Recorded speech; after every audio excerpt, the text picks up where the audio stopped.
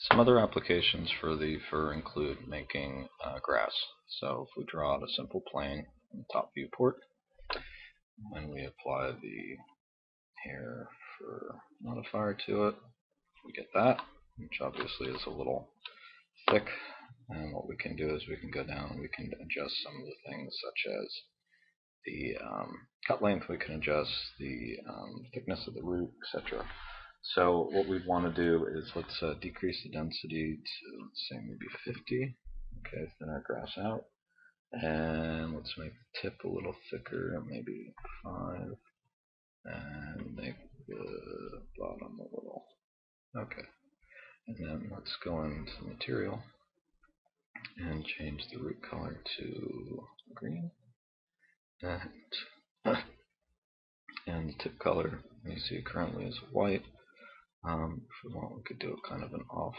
Actually, let's invert this. So let's do that one a green, and let's do the root color actually a soil color. And then let's take the ground plane and actually make that a brown as well. And now if we go to render this out, you can see that we get basic. Now there's a lot of other things you can do and adjust, but you can see you can start to get the basic idea of what grass might look like. So some other things that we can do to play around with this is we can actually experiment with space warp, which interacts with all these things. So we can go back to space warp, forces, and there's a wind, and I'll draw this out in the front view to make sure the direction's going right. And pull it back and down, and let's rotate it on 90 degrees. And then now we need to do a linkage again. So we select the ground plane and link that to the force. Actually, no, I don't think that's, let's take that away. It's actually another way. Sorry about that. What we want to do for this is go in dynamics, and we want to go in, and it's going to ask us what external force. We highlight the wind. Let's turn this off, and go back here. Add. Click the wind. Okay, now the wind is added, and then if we want to see this, we would go in and do live. And you can see all of a sudden starting to adjust it, and you can see at this point the wind is way too strong and the grass isn't thick enough. So we'd have to go in and tweak things.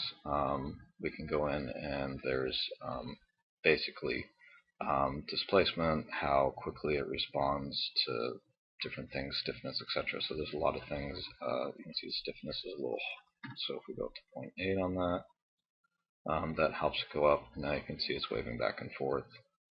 And then we can also go into the wind and decrease the strength, and if we want we can add some turbulence, and then what that'll do is it'll actually give us a little bit more variety with it.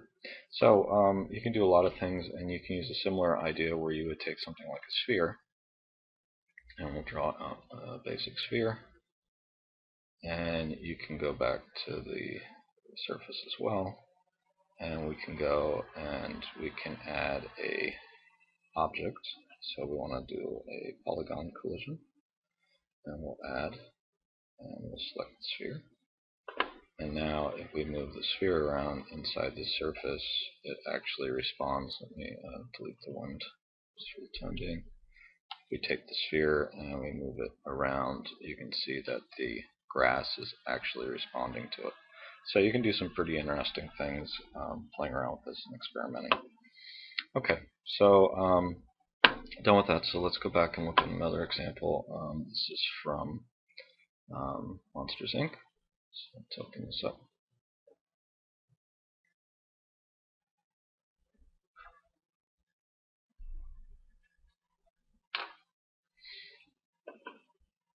Okay, so there's a couple things. Particle emitter creating the snow, the fur responding to the wind like we just did. And if we kind of watch this, there's some really a lot of crazy stuff that's going on with all the dynamics of kicking up the particles and collision and kind of stuff. Now the actual most impressive shot, believe it or not, in this entire thing is actually right here. And what we're doing is a snow cone is getting thrown.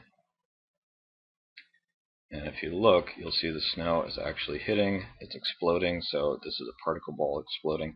and then there's actual adhesion taking place on the fur, so it's calculating all the physics, and then when he moves, it's also throwing off different parts. So it's pretty minor, but that's one of the reasons why they have that in the actual movie. So let's look at next thing, which would be, let me just clear everything out and get rid of the grid. And let's create just a simple line. So we'll grab the line tool, and I'm just going to go and pull that out and pull this out, and there we go. Okay, so I have a simple strand, and all I'm going to do is I'm just going to copy this, and okay, and this one I'm going to rotate a little and move it in, and then we'll do one more, and I'll copy that one, and this one will rotate a little as well. Let's go the other way, and a little bit of this. Okay. So what we have is we have three different splines, and this is in the perspective. Let's go make this perspective viewport. And what we want to do is we want to combine all of them, so we're going to go select the one and go into edit mode, and then we want to do attach multi, and we're going to attach, let's turn it on so we can see everything of these two, attach, and now they're all part of one group. So the nice thing about this now is we can add a modifier to this, and we're going to do the same thing here in fur, but the interesting thing that happens now is you can see that we actually get a hair that shows up with actual strands, and if we want, we can actually make this dynamic, so when we switch it back and forth, we do live, and we go to switch it back and forth, you can see if I adjust the stiffness, it's actually responding and moving, so you can do some pretty neat things, and this is how they make hair. So you basically draw the splines, which you could almost think of as plugs, and then kind of go from there. Now if we render this to see what this looks like, you can see that you get it set up, and there's a lot of different settings and things that you can do. Probably the most, the earliest, or one of the most famous examples of this is Fiona from Shrek. And let's just get that popped open. Okay, and view double size. And if we go look, the big thing with her is her hair. So if we look, so you can see there's the actual hair, and with it moving around, especially when we do stuff like when she starts to battle him, Robin Hood. So where is it? She does a little matrix. Okay. And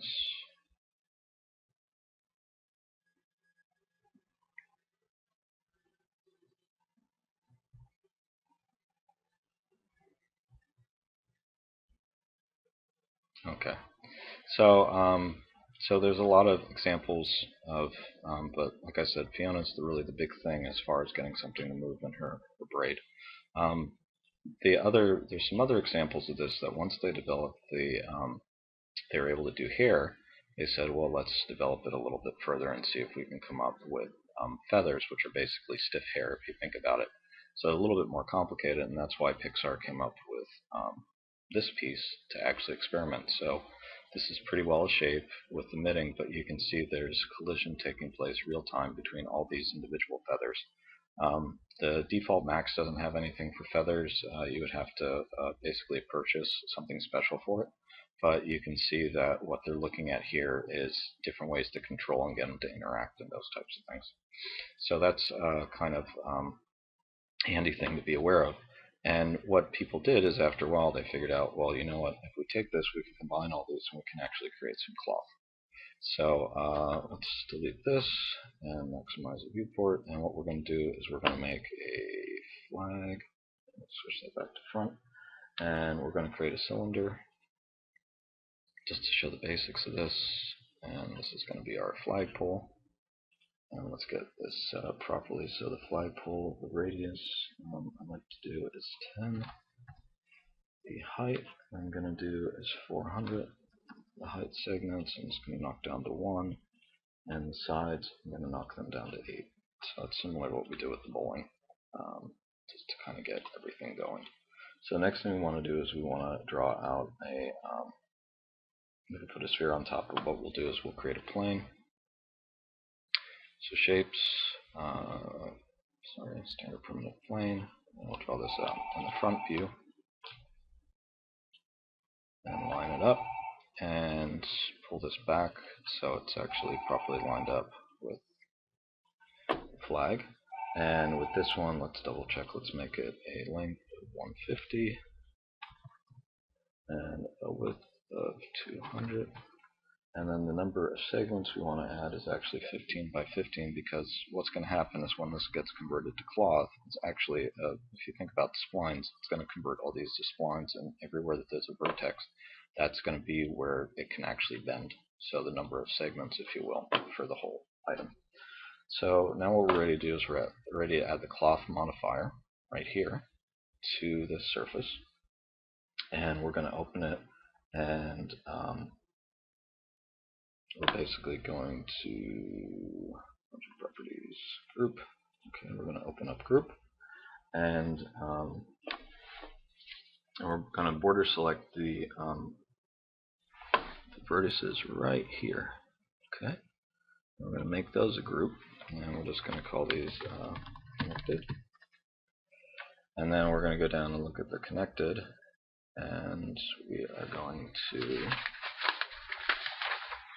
go. Okay, once we do that, we selected, we made the group, then we're going to come in and we are going to make the group, and then we're going to click the node, and then going to node button, and with that we're going to select the cylinder. And now what we do is we have those attached, so we can say we connected, we have that group connected to the cylinder. And once we do that, we can hit the simulation button at this point, which should be where we got our simulation, so we can start doing our cloth simulation.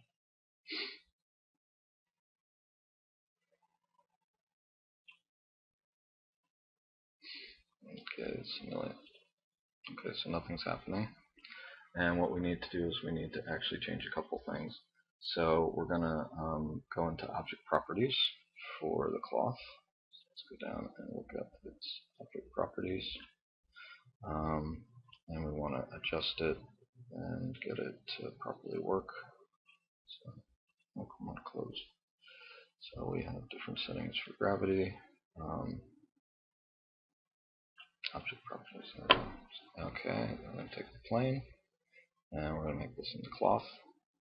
And then presets, we're just going to choose silk. So then everything's okay, and we set this up. So now it's actually been defined, and now if we go back to simulate and we look at it, you can see that the flag actually starts to function and calculate. So that's pretty well what you can do as far as the basics, and you can get it set up. And you can also add wind as well, or space warp, or change the gravity so you can get it to behave in different ways and get the simulation to work. So the first instance of this is actually from the Matrix, well, the live action. Shrek is one of the first others, but this is the scene where Neo is fighting all the Agent Smiths, and after a point they found out that what was happening is they did live action, but at a point they were having a problem with Neo's coat behaving properly, and that's live action at this point. But some of these, especially here, you can actually see that it's actually a CG coat. So it's kind of basic, but that's the first instance of CG cloth in live action. So that's something to be aware of. Now, the things that we didn't talk about is basically fluid dynamics, and fluid dynamics is something that the base Max doesn't do. But there's a couple instances of fluid dynamics, which is basically kind of almost like metaparticles plus a rigid body, different types of things. So if we go and we look at Perfect Storm, actually, Industrial Light and Magic created this. This is actually a plane with forces, and then all this is being calculated, and this plugin's available for Maya. So if we look, this is actually being collision, particles are being generated, everything's moving, and this whole thing is completely CG. So this is kind of the first instance of a really interesting, realistic CG water. Now, Finding Nemo is a similar thing. slightly different. But the whole idea behind Finding Nemo is to actually render underwater is really hard because you get all the optical distortions, which take a long period of time.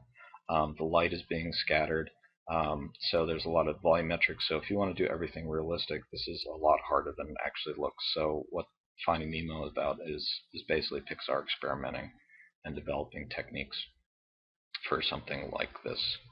And then another one, and this is more recent, is then people started to come up with algorithms to simulate fluid dynamics. And they just came out when this Harry Potter. So you can see this is basically CG fluid dynamics to make the ink. So this is all being computer generated, and basically what they're doing is they're showing off this new technology that they have to actually use it. So this now, at this point, I think you can do real-time game engines as well. So to finish this off, let's take a look at Pixar's Lifted. And sorry, this is a little big. Let's make it a little smaller view, normal size. Okay, so let's take a look at this. And we go through, let me turn down the volume a little. Nope, not, okay. So we get a bunch of things, volumetric light. This tree is actually particles. You can see all this volumetric lighting is real time. So this is pretty tricky. That was a cloth simulation. There's cloth on the entire body. Moving back and forth, the hairs are all particle emitters. So this is incredibly complicated and using a lot of real-time dynamics. And you can see we're going back and forth and we can't go through. The field, we looked at that.